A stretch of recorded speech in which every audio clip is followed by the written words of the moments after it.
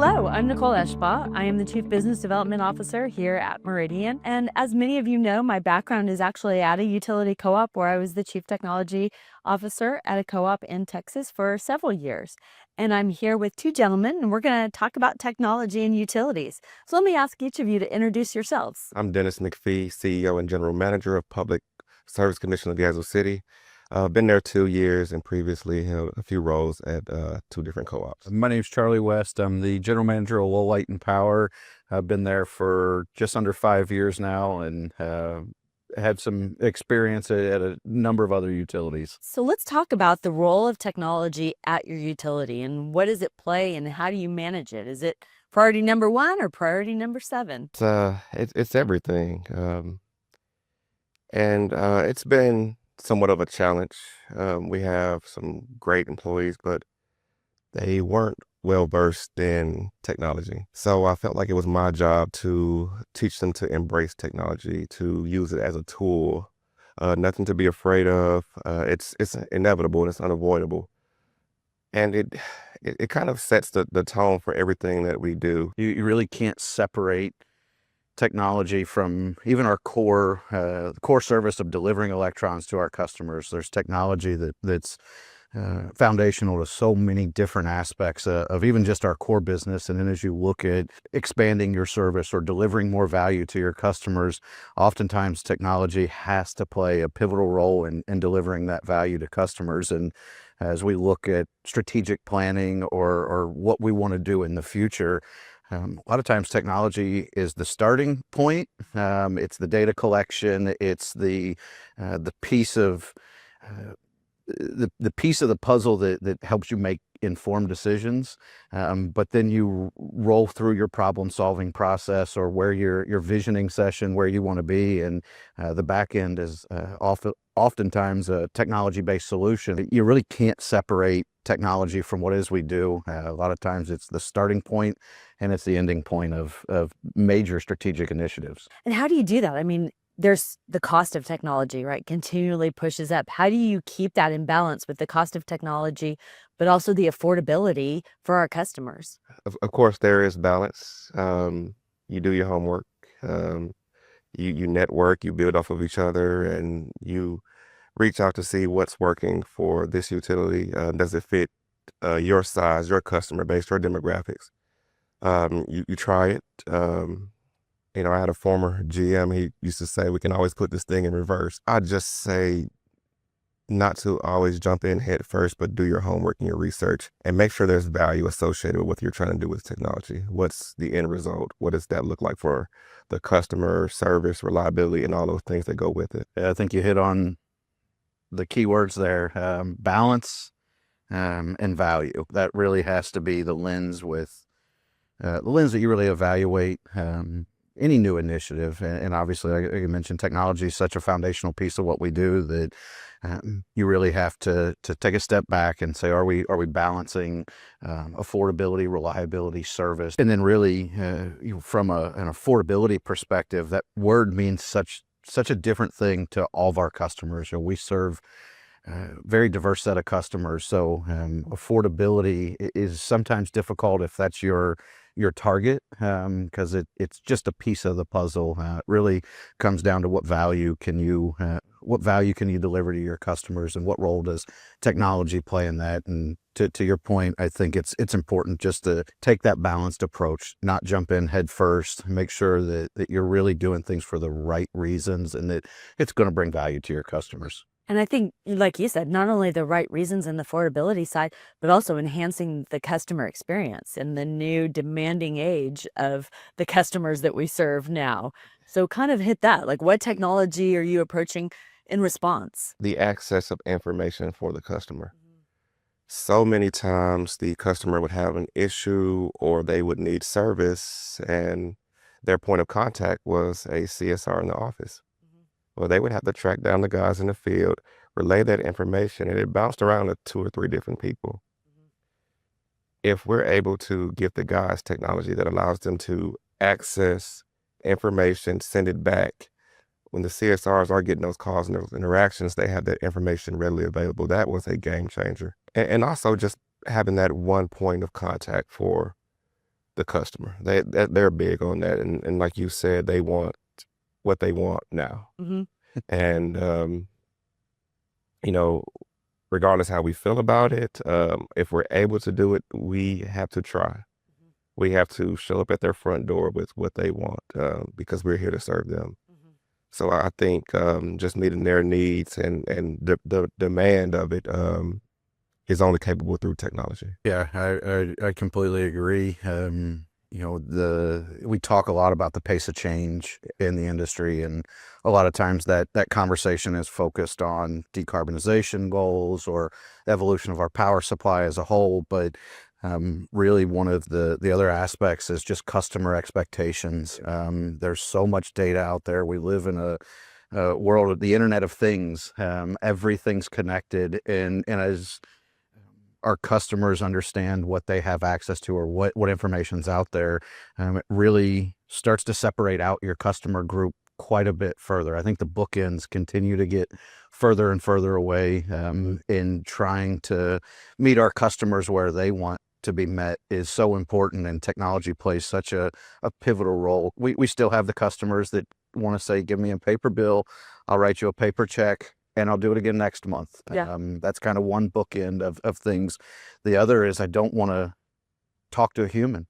I just want my data, and I want everything at my fingertips. And as you look at trying to meet the demands of that diversity amongst your customer class or your customer groups, technology plays such a pivotal role in serving all customers. And we're also dealing with a newer customer base. The things that worked 40 years ago don't work today. Yeah. When you mentioned the human interaction, I would say the newer customer base does not want that human interaction. They were birthed in technology, and they want to remain birthed in technology and have that access at their fingertips without dealing with anyone. And we have to adjust, we have to pivot and be ready to answer that call while maintaining that legacy customer base that we've served for so many years. Yeah.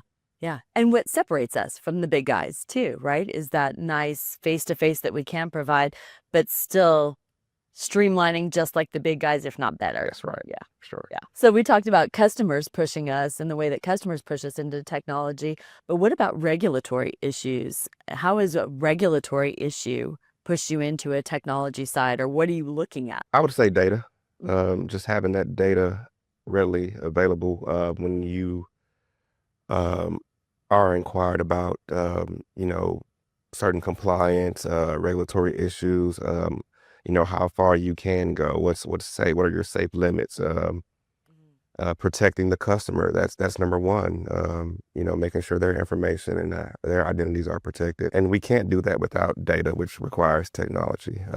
And the faster we can supply that information, how we house it, how we protect it, how we store it. I think all those things are critical in dealing with regulatory. And the only thing I'll add there is, regulatory is one of many external influences that really shape how we have to adjust over time. And the difference between regulatory and maybe customer demands is just the ramifications of if you fall short.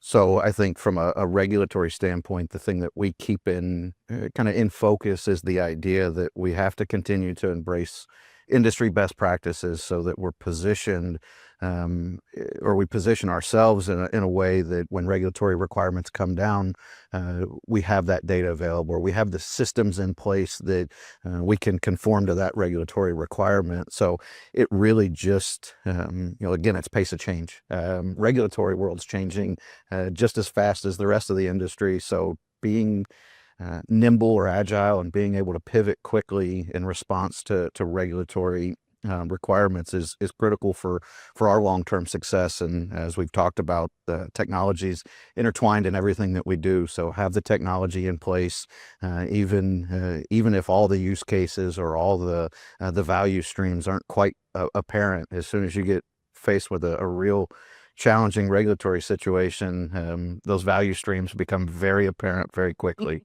Yeah. So talking about just keeping up with the way your customers drive you, keeping up with what they want, keeping up about best practices in the industry. Talk a little bit about the partnerships that you have in the industry and who do you collaborate with and how do you keep up with not only the regulatory, but not being on the bleeding edge, taking that admire and acquire approach. So Lowell Light and Power is a small municipal utility. So we have just a limited skill set that we can have in-house. So we look to identify strategic partnerships in areas where we can better serve our customers through partnerships. And as we're onboarding new partners, we talk about we don't want a vendor-customer relationship. And you have to move, for us, we have to move beyond a vendor. You're going to provide a service, or you're going to provide what we ask you to provide. We need somebody that we can collaborate with, somebody that's interested in understanding our needs and what our customers expect out of us. And that really, as the industry changes, those partnerships become more and more important, because you can't just get by with a vendor customer relationship like we're all familiar with material. That's the example I use. Is I know if we need to order poles, we can evaluate poles. When we need to evaluate our cybersecurity position, I need a partner for that. Yeah. When we're trying to meet changing customer expectations from a software standpoint, we need a partner for that. You don't know what you don't know. And having strategic partners that can help fill those gaps and make sure that you're delivering value to your customers is just critical to our long-term success. We can't do it without those external relationships and partnerships. And as you mentioned, it has to go beyond that customer-buyer relationship. If there's new technology emerging, bring it to us. If there's something that we can improve on, show us, and don't leave us high and dry with it. Follow through, because you gained a customer for life. You gained a partnership, a relationship that does go beyond just buying and selling. We rely on you to serve our customers for most of our third party or external relationships. That's key. That's true, because we are small. Our resources are limited. And we need people that we can rely on and trust to support us so that we can support our customers. Yeah. And I love that, because that speaks right to one of our big principles is let's not be a vendor. Let's be a partner in this. So I love that you guys look at it the same way, because that's very much the role we want to play is let us partner with you. And just to add to that, it's always a win-win. Yes. Mm-hmm. It's your success is our success, and our success is your success. So when we're looking at external relationships and partnerships, if the companies, the organizations, the people that we're dealing with don't see it as a win-win opportunity, that's a really telling sign that it is just going to be a vendor customer relationship. Yeah. And when everybody can come to the table together, it really does pay dividends for both sides of the equation. Okay, so we've talked a lot about kind of what we're doing today and how we're doing it. What do you see on the horizon in the future? I think we've spent a lot of time here at Apex, and AI is all over, right?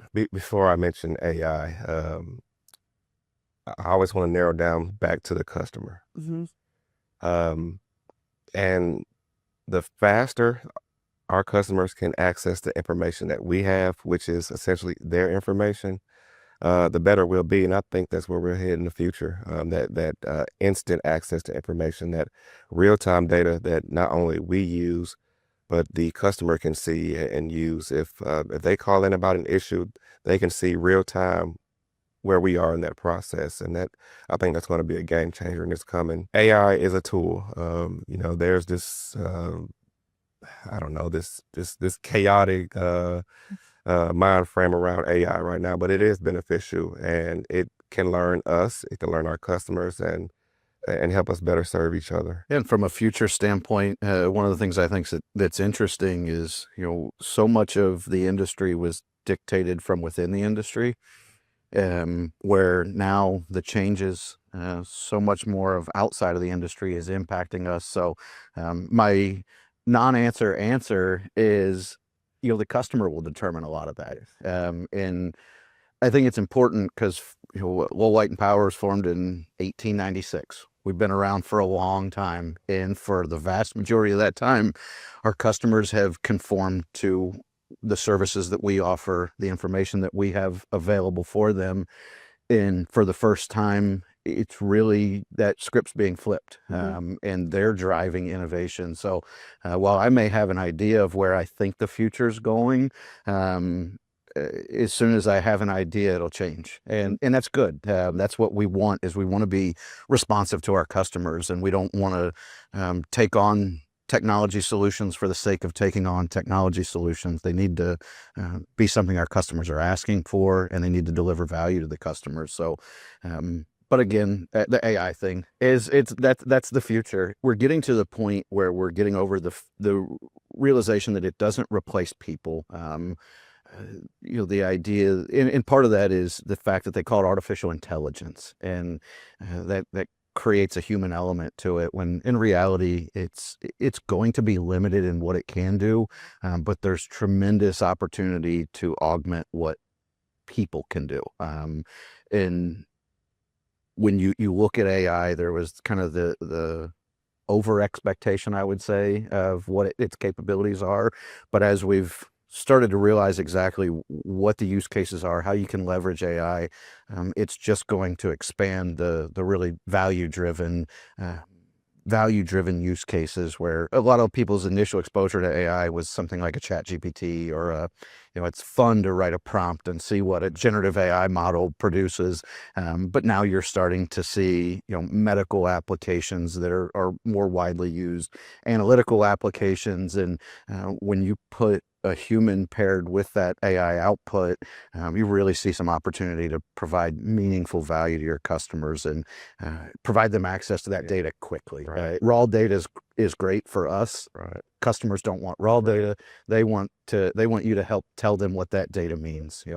My meter readings are great. I can see that. What does that mean? How do I save money? How do I use this information? And when you pair up AI and a human, you can maintain that personal connection, but you can really leverage the data that's everybody's collecting and nobody quite knows what to do with yet. I think it's a great tool in that it gives us that self-service and that immediacy to data, but it's also, on the other side, our job to manage the truth of the data that it's telling them, right? And that's the big hurdle, I think, is we can get the data, but how accurate is it? And and I think you're right. I think that's where the human element comes back into play. Is that's our job to help feed it correctly.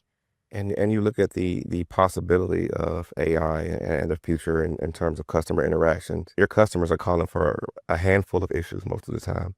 Well, AI can learn from that, and they can predict that. They can help a customer monitor their usage. Hey, we notice your usage is high.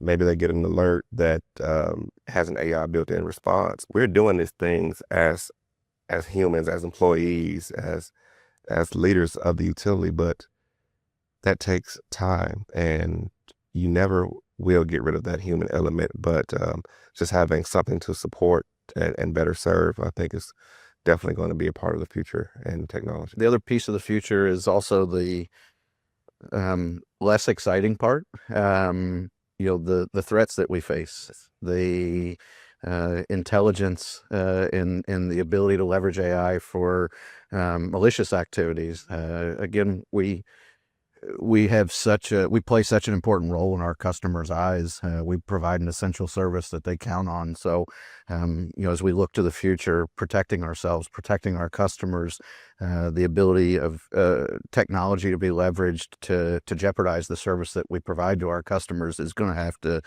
remain at the forefront. You see quite a bit of uptick and focus on cybersecurity appropriately, but who knows what that looks like in the future.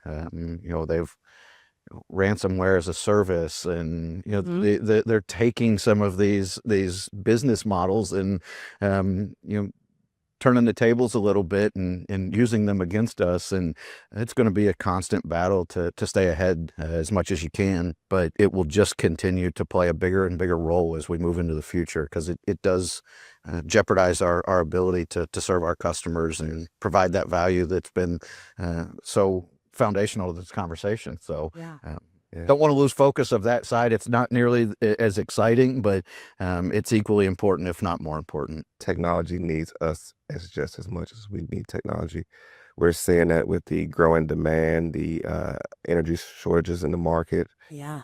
The demand for energy is growing because of technology, and we have to be there to provide. So that's a positive relationship where we have to coexist, and we can't shy away from it. We have to be ready to serve beyond what service looks like today, because there is such a demand, and it's happening at a fast pace that it's almost impossible to keep up with. But we have to try. Yeah. Okay, I want to thank you both for taking the time to talk with us today. Really appreciate it. And thanks to everyone for tuning in. We'll catch you next time.